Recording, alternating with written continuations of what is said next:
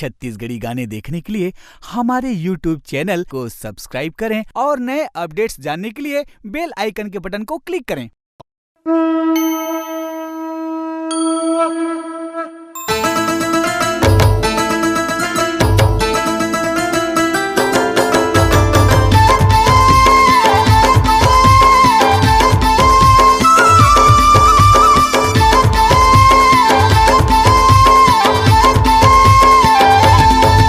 महामाई के ए बूढ़ी माई के ए काली माई के जोत बरगे वो। महामाई के ए बूढ़ी माई के ए काली माई के जोत बरगे वो। आगे नवरात्रि दाई आगे नवरात्रि वो, आगे नवरात्रि दाई आगे नवरात्रि वो।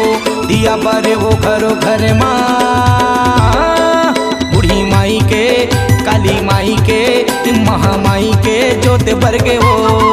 महामाई के ए बूढ़ी माई के ओ काली माई के जोत बरगे वो।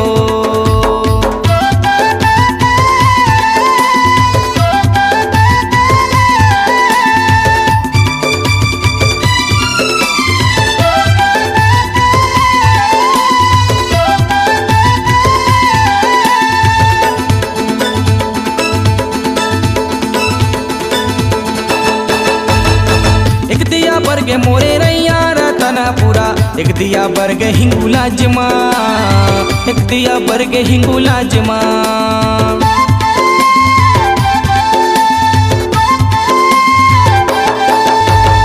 कुनमय के दिया बरे रैया रतना पूरा, कुनमय के दिया हिंगुला जमा, कुनमय के दिया हिंगुला जमा।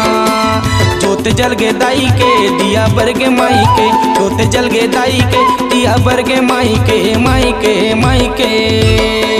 कोसे गाई के मड़वा रानी के सर्व मंगला के जोत बरगे वो।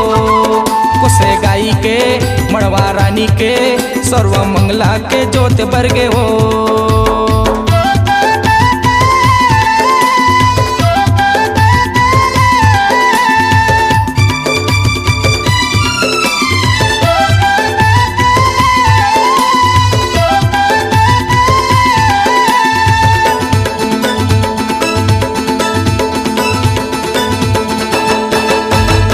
श्रद्धा के दिया बरे रैया रतना पूरा, भक्ति के दिया हिंगुला जमा, भक्ति के दिया हिंगुला जमा।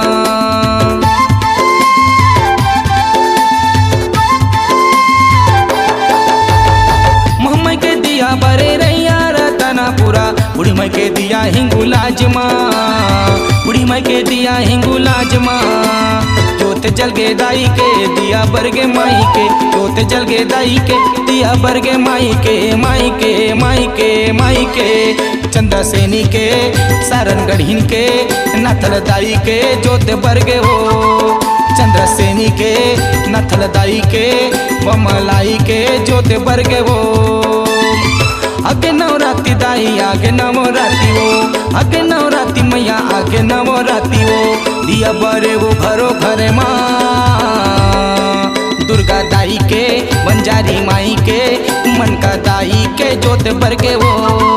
वैष्णो रानी के भवानी माई के संतोषी दाई के जोत बरगे वो।